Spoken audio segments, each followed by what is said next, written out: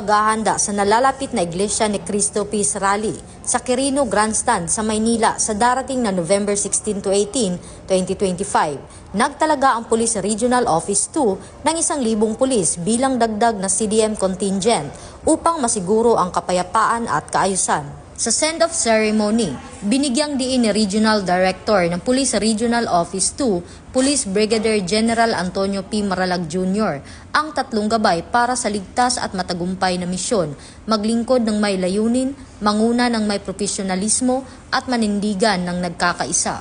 Ang CDM ay mahalaga sa pagpapanatili ng kaayusan sa mga pampublikong pagtitipon at kilos protesta nang hindi lumalabag sa karapatang pantao.